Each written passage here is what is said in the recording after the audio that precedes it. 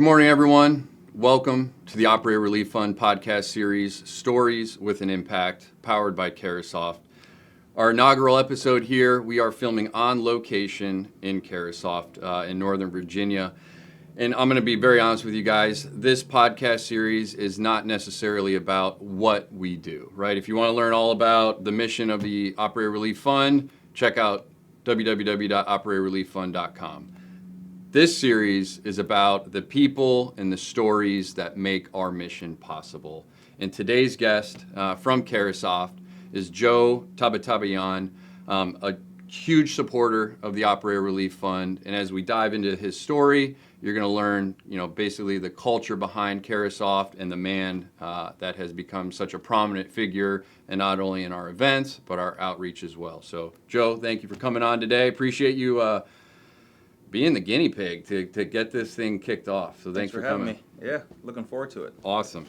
So what I want to get into is, and we talked before we turned the cameras on, right? This is not about an infomercial for Operator Relief Fund. This is not an infomercial for Carahsoft.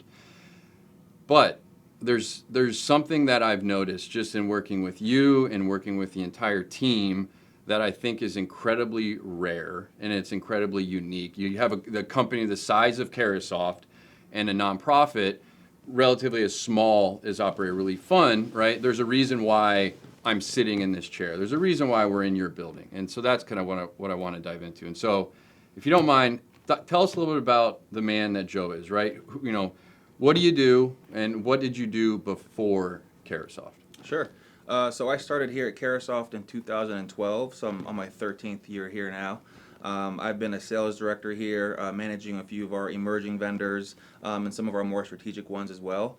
But it's been a great journey so far. We haven't always been this size. When I started, there was 170 of us, and today there's just about 4,000 of us. So just to hear you talk about who we are now, we haven't always been this size. Yeah. So it's been cool to watch this company grow from the day I started. Yeah. The doors opened in 2004, but to see the growth year over year from not only a revenue perspective, but from a personnel perspective, has been a great place to kind of work.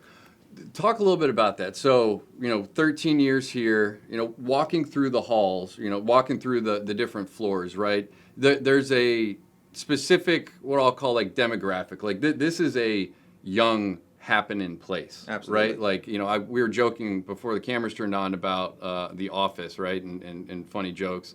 Like, what was it like to, day one Carahsoft? You show up, bright-eyed, bushy-tailed Joe. What does day one of Carahsoft look like for you?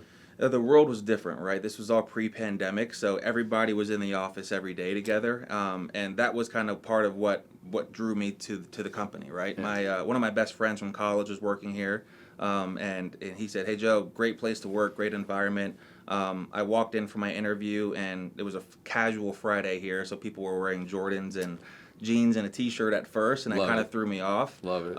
But then I got to realize the culture here and kind of the people and how they work together really well together, and it's just been a really cool ride. But day one, everybody kind of brought you in. Everybody spent a lot of time going to lunch together, getting to know each other, training each other, and kind of building that camaraderie, and I think that's led to why I've been here for 13 years. I think it starts from the top, and working for people like Craig and Mike has been great because having that same boss for 13 years is great, and it kind of really helps you grow within the company. Sure. No, I love that. You talked a little bit about like that camaraderie, right? At what point did the nonprofit world, at what point was that introduced to you? I mean, was Carahsoft your first exposure to nonprofits, or did you have stuff before Carahsoft that you were passionate about? So great question. So actually, when I graduated from Radford in 2011, my last 6 credits were an internship, and I interned at the USO. So I've worked at a nonprofit or interned at a nonprofit. So I was at I was at the USO working with the Wounded Warrior Project, essentially. So working out of Fort Myer. Taking a lot of folks to different events and working with a lot of the vendors and primes that we work with today, which looking back at it, it's pretty funny. We would do different events where the Lockheeds and the Northrops, and they would all come work with these warriors and try to give back. And then after a 3-month internship, they offered me a full-time job to do Operation USO Care Package, and that was at Fort Belvoir. And same concept, we would travel the country, hold these stuffing parties, and host our vendors and different partners to kind of come in and get these care packages to ship over. So that process was really cool. And as a 21-year-old, it was really moving when I would go to an event and see a quadruple amputee my age, and then see how thankful they were for the things we were doing. So it's been hitting for me since basically day one.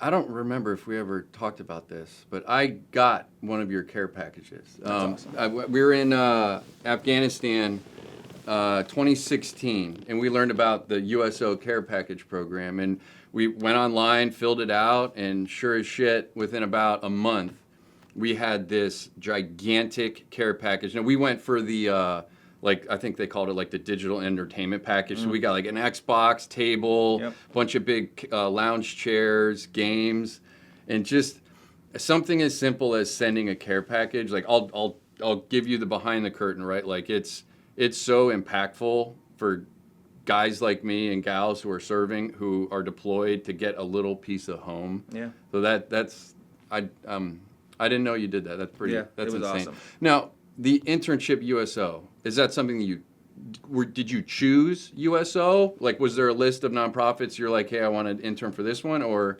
I chose it. It was one of those where I was looking at, hey, what can I do back home? Because I'm from Northern Virginia. And it was something that came across, and same thing through a friend. His older sister was working at the USO at the time, and it was kind of the who you knew in right place, right time. But had an interview, and they brought me on, and it was one of the best decisions I've ever made. That's really cool. Did you ever get to meet some of the wounded warriors? All the time. That was again the really big part for me was being able to spend time with them and hear the impact that the USO is making on their lives, their families' lives, and everybody around them. So, and when we would host these events, we would bring some of these warriors in. They would speak at these events, just like you have at some of these ORF events, and hearing it real time from a person like that is a huge difference maker for everyone trying to give back. Sure. Married, couple kids.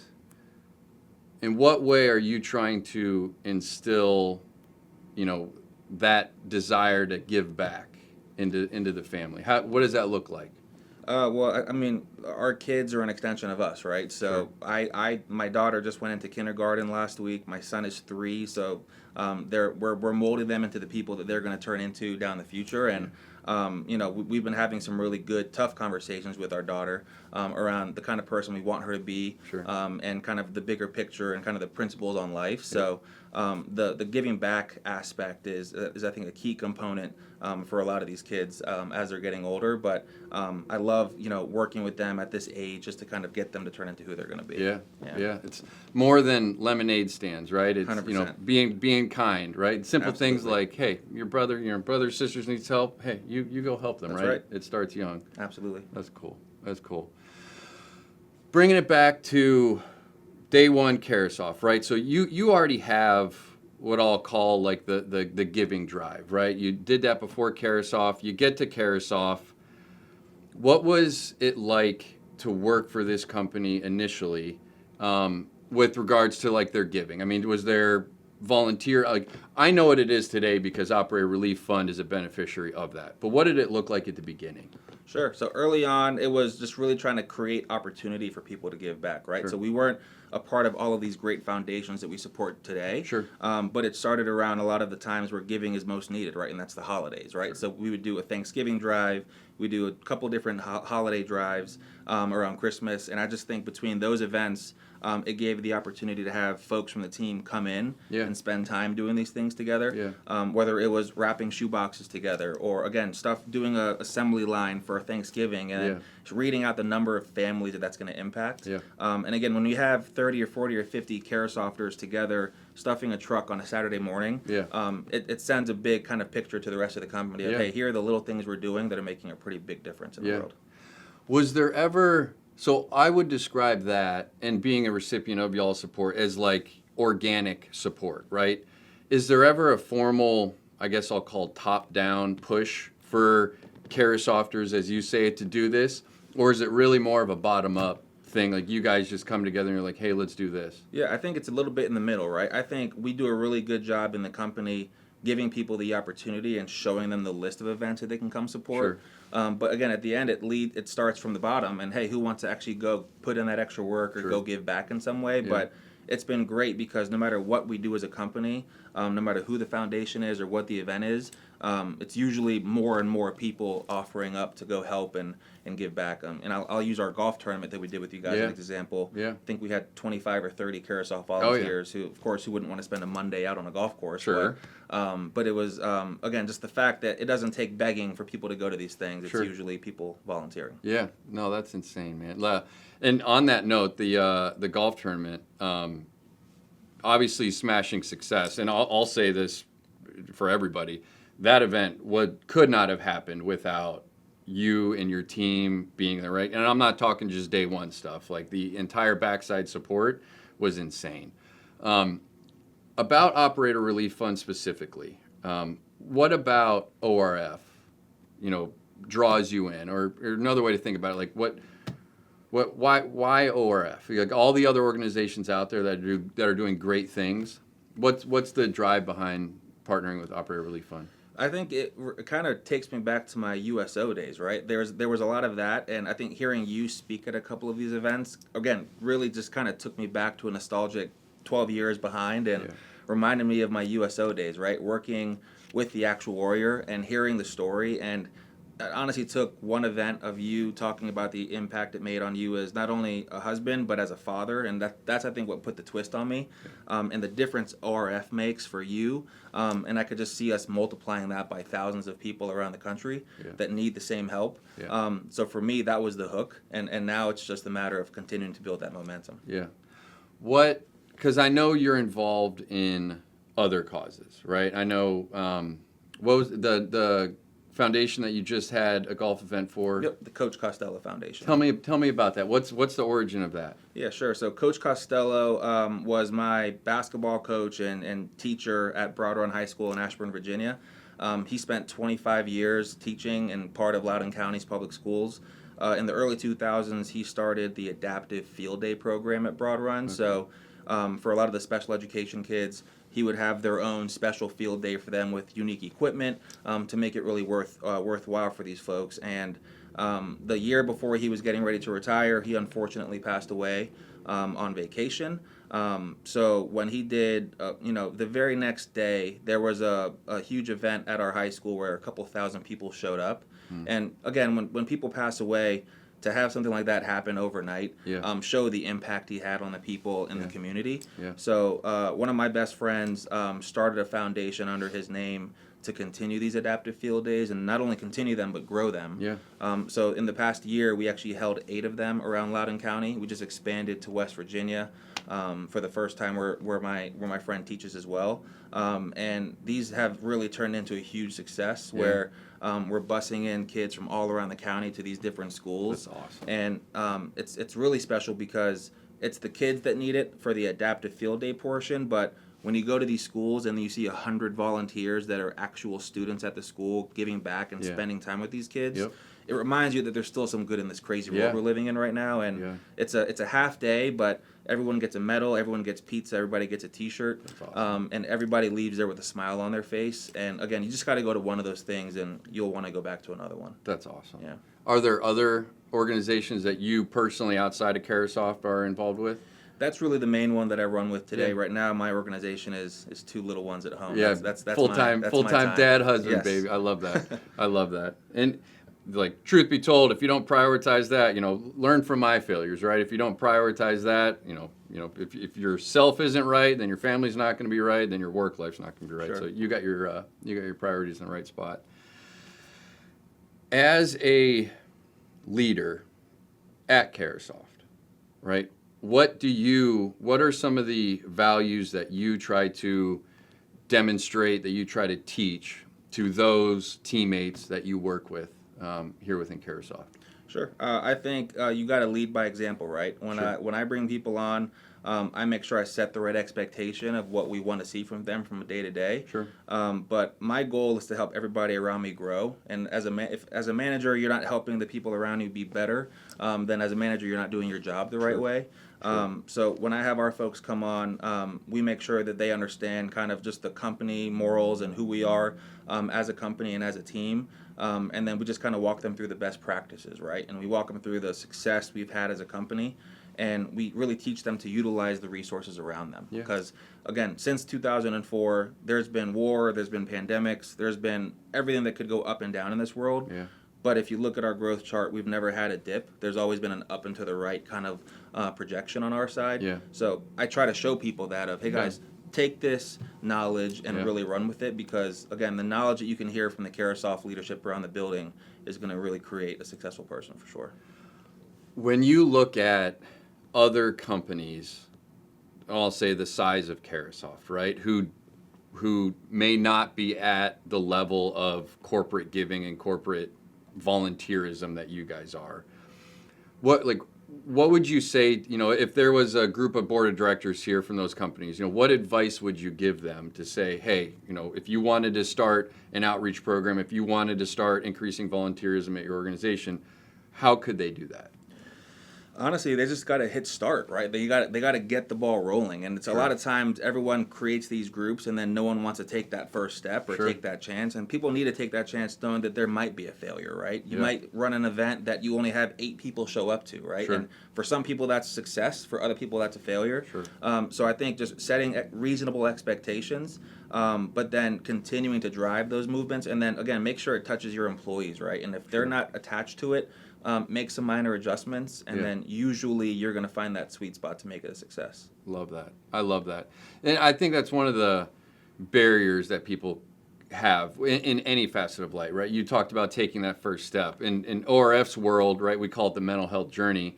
The hardest part is taking that first step, right? Like, it's not some cliche 12-step program, but step one is acknowledging, hey, I might be struggling, right? And then you take that first step, and then you realize, well, what happens as soon as you take that first step? Well, your other foot comes in a pendulum motion and you actually start walking, right? And it doesn't matter what journey you're on, whether you're trying to start an outreach campaign or whether you're starting to do a mental health journey, right? That first step is what it takes. Do you guys do any formal, like in your interview process, right? Taking you back to day one, did they ask you, or I guess do you now ask any potential, employee candidates about their drive for volunteerism or about their current passions that they have? Is that part of the hiring process, or is that more organic after the fact and then they learn about your culture? I think everybody interviews a little differently, right? Okay. And I think on my side, I try to get to know someone in that 20 minutes I get with them. Sure. So those are the kind of questions I do ask, right? And I'm not saying that's a make or break for them, but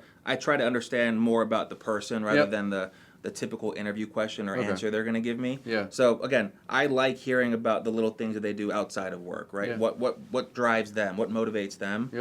So I would say definitely those are questions that I personally kind of walk through with these folks, but the person to my left may be completely different and more focused on the strengths and weaknesses of an individual.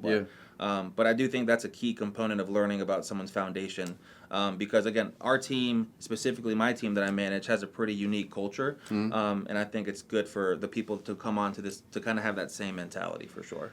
Going back to the culture of your team, tough question.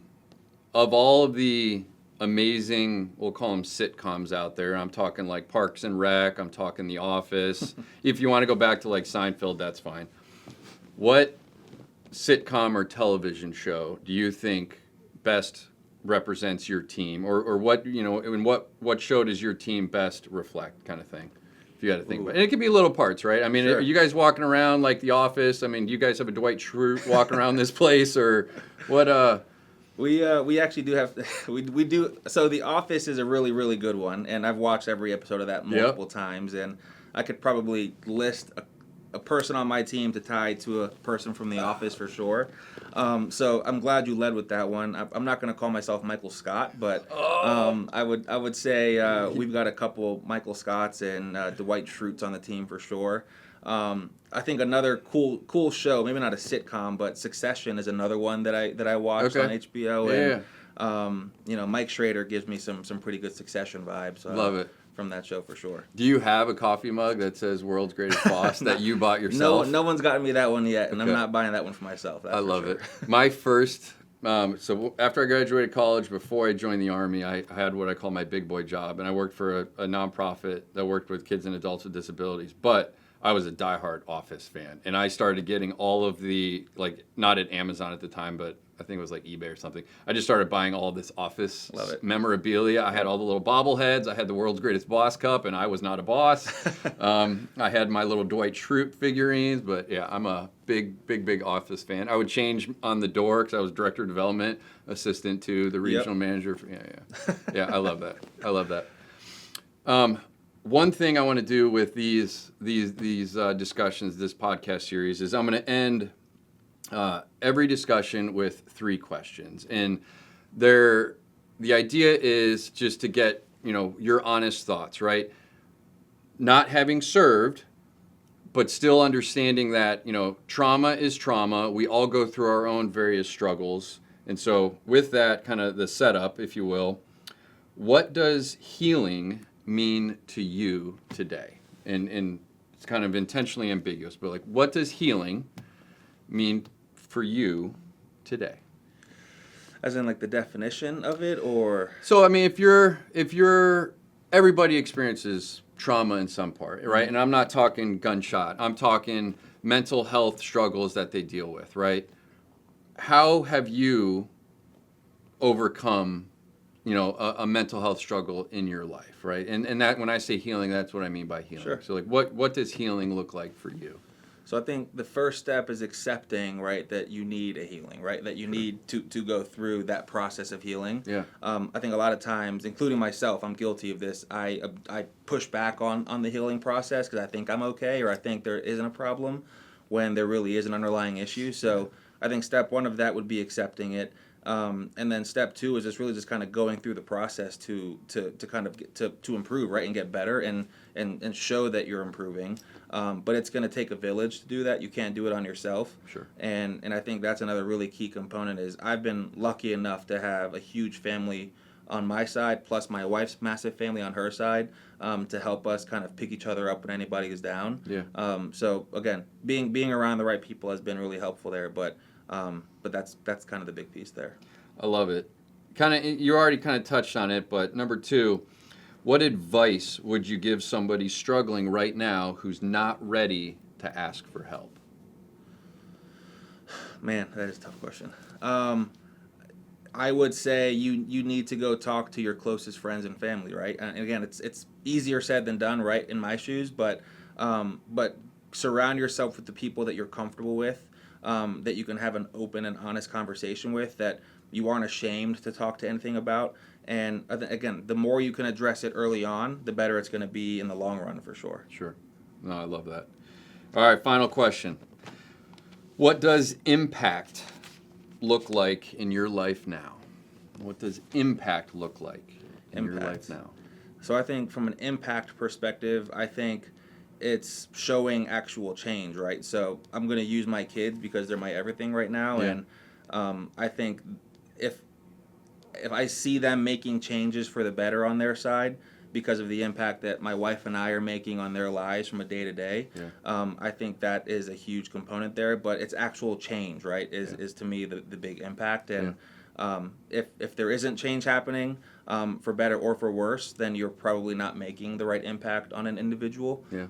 But for me, it's really just the matter of feeling that change after the fact. Yeah, I love that. Seeing tangible results, right? You do something and you actually see the results from your actions, right? Definitely. I love that. I love that. Well, Joe, thank you for your time, brother. I'm honored not only to be in this chair in this building, but that you would, give us your time, give us your story. If you guys are interested in learning more about either Carahsoft or the Operator Relief Fund, please check out our website, www.operatorrelieffund.org. Once again, this was Operator Relief Fund podcast series, Stories with an Impact, powered by Carahsoft. We'll see you guys in the next episode.